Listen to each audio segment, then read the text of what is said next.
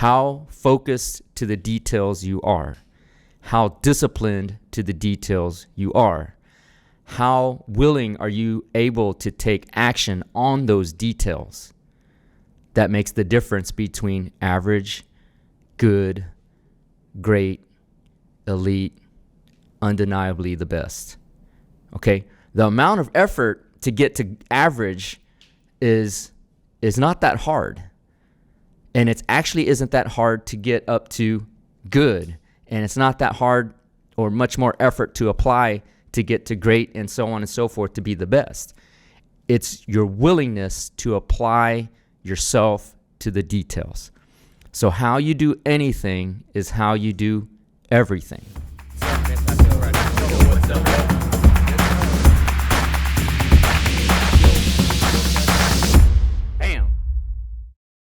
Yo, what's up, everybody? This is the End-to-End Podcast. I'm your host, Dr. Yun Win. As my friends affectionately call me the Ninja, you can call me Ninja too. This is the End-to-End Podcast, the Alpha to the Omega, the beginning to the end, talking about life, success, entrepreneurship, motivation, inspiration, and offering you morsels in this all-you-can-eat buffet called life. Back in the studio. Happy to be back. For those of you watching me, you'll notice a couple of changes. It is November 11th.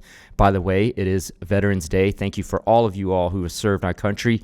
If it weren't for veterans like you all that are proud to serve America, I, in fact, probably would not be even in America. As you all know, I'm a refugee from Vietnam after the Vietnam War, so thank you all servicemen and women out there on Veterans Day. But no, a couple other things too. It is November, so I am doing No Shave November. So if you're watching, got a few of these whiskers. Don't know how to handle it because it's the first time it's grown out this far. A little salt and pepper here. My wife says it looks pretty sexy. I don't know. And then also doing what I'm calling No Sleeve November. So finished off October with Squattober. December is Deadcember, where we're all about deadlifting. And there was nothing in November. So I looked at my trainer and I said, hey, we should just create something for November. And there spawned No Sleeve November. So up at 3 a.m., lifting at 4 a.m. with a great workout group that's providing the motivation to go really hard and heavy. I haven't lifted this hard since college when I played lacrosse. So feeling great in top peak physical shape for this time of my life. So super happy about that. So little swole. Getting some positive feedback from my friends and family about my physique, and so it's good to have that follow that loop of feedback, the feedback loop to show progress.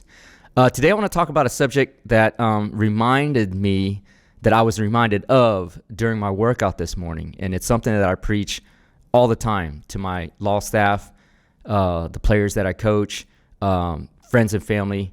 And the expression you may have heard is a common one, but if you haven't, this is the expression. It's how you do anything is how you do everything. Okay? And why does that matter? Because how you do anything is essentially a reflection of you and your habits. And so how you do anything is the discipline that you would have and apply to how you do everything. And why that matters is because when it becomes a question of average to good to great to elite to the best, it's all in the level of detail you're willing to focus on and apply. It's each level is only incrementally higher than the next. And the differentiation is how focused to the details you are, how disciplined to the details you are, how willing are you able to take action on those details. That makes the difference between average, good, great, elite, undeniably the best. Okay? The amount of effort to get to average is not that hard. And it actually isn't that hard to get up to good. And it's not that hard or much more effort to apply to get to great and so on and so forth to be the best. It's your willingness to apply yourself to the details. So how you do anything is how you do everything. Okay? And I'll give you an example. for many of y'all don't know, my family came over from Vietnam, but my parents, who were wealthy back in the country, their country, came to America with nothing, and worked multiple jobs, saved up a lot of money, and then set up their own printing company. And it started as a small little shop, just them two and like an employee or two. Myself, as the youngest of four brothers, we would chip in and help. Small little shop. But what we would do every day, and so this print shop, let me describe it before I go into what we would do every day. This print shop, as you can imagine, has papers everywhere, paper clips everywhere, rubber bands everywhere, because you're printing stuff, you're binding them, you're packaging them for delivery, so on and so forth. So a lot of delivery materials, a lot of office supplies. And so what we would do at the end of every day, almost, even though they worked almost 24 hours, but at the end of every shift day with the employees, the employees go home and my parents stayed and worked. When the employees went home after the shift, we would sweep the shop. We called it the shop. We would sweep the shop, and not literally sweep with a broom. We would walk the shop and sweep. So while some of us did have a broom and were sweeping, others of us would actually just pick up all the loose office supplies that fell on the floor. So these would be staples that were not bent. So like original, the staples that look like a U, paper clips, individual small paper clips, thumbtacks, rubber bands.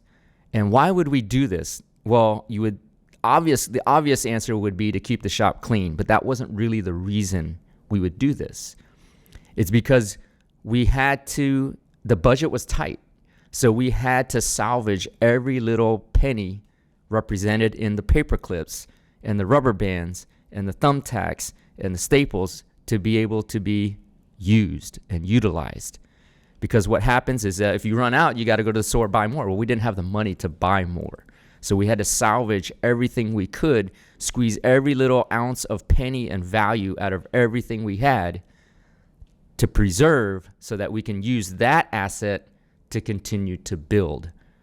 You see, if we didn't have the discipline to sweep, quote unquote, the shop, literally sweep and then also sweep and get all those little items, if we didn't have the discipline to focus on those details, that extra 20 staples and 50 paper clips and so on could add up to real dollars, and we would have to spend that money on supplies than on other more valuable things like marketing and getting more clients. And so it's additive. So again, how you do anything is how you do everything. So when you're at your job, how do you conduct yourself, right? How do you conduct yourself when no one's looking? Are you not paying attention to details? Do you let things fall through the gaps? Miss a deadline here or there, no big deal. Do you not proofread your work before sending them off to your manager or director? Because people in authority pay attention to these things, right? They pay attention to not just your work product, but how you conduct yourself. Look at it this way. The next time you're in a public space, for example, at work, and there's, let's say in the middle of the hallway between cubicles or offices, there's, an empty a tissue, like a used tissue on the ground. Obviously, it shouldn't be there. It should be in the trash. Observe how many people just walk on by or walk over it. Observe how many people actually see it and walk past it, right? What does that reflect on that person?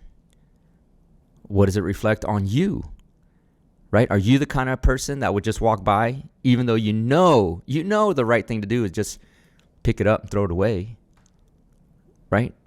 Or are you paying attention to the details? Are you willing to put that 2 seconds to make your work environment better?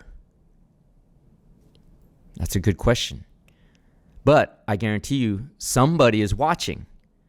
Somebody's watching. I've done this before as a social experiment in my office. I will purposefully leave something on the floor, and I'll see which one of my employees actually picks it up and throws it away. Now, what do you think I'm going to think about the people that walk by? I'm going to think, well, they don't really care about my firm. And what do you think I'm going to think about the person that does take the 2 seconds out of their day, bend down, pick it up, and put it in the trash? Well, when it comes time for raises, promotions, or any other time where I'm evaluating employees to see who I want to elevate, who do you think I'm going to pick? Right? Same thing when I coach my boys, right? In basketball, I usually do this drill. There's like 10 or 12 kids on the roster. At the end of practice, when everybody is tired, exhausted, ready to go home, we're already past when practice should have ended. We do this conditioning drill where, let's say there's 10 players. Each player gets one free throw. If they make the free throw, it goes to the next player. If the player misses a free throw, everybody runs a suicide or a horse, where free throw line back, half court back, free throw line back, full court back, right? That's exhausting, especially after full practice, the way I conduct it. Okay, now, sometimes when a free throw is missed, the players line up to run. There are certain players that don't touch the lines. So they'll run, like let's say this is the free throw line, they'll run right up to it, maybe have a 2 inches short and turn around and go back. Now, there are other players that go past the line before they go back. Now, when it comes time for crucial moments in the game, which player is going to get the playing time? Who do you think? Who do you think gets in the game? It's not a matter of touching the line. It's what it symbolizes or what it conveys about the character of that player. If the player has the discipline to touch the line in critical moments in the game, who do you think I am going to trust to execute the play? The one that falls short of the line or the one that goes past the line? When it comes to critical moments in the game, who do you think I'm going to believe is going to put the maximum amount of effort to the final buzzer? The one that falls short of the line or the one that goes past the line? Clearly, I'm going to put in the players that touch the line or go past. Because again, how you do anything is indicative of how you will do everything. I know some people, they can't even turn the lights off in a room when they leave it. Lights on are all the time. Global warming, we use up too much energy. How many people do you know that won't flip off a light switch? Takes half a second, right? To lock and unlock doors when they come in and out, right? Simple things. Because it symbolizes the level of focus and detail that your standards are, that you hold as your values into what you do, how you represent yourself, and what that communicates to other people that rely on you or that are evaluating you. Okay? So how you do anything is how you do everything. I always have that expression just resonating in my head. Okay? Because let's be real, like sometimes I want to slack off a little bit. Sometimes, I might not put forth my maximum effort. Sometimes I'm just lazy. But then that constant phrase just keeps resonating in my head.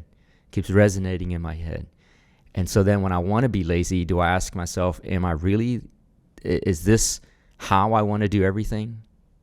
Take the easy way out, find the shortcut, be tired, be lazy?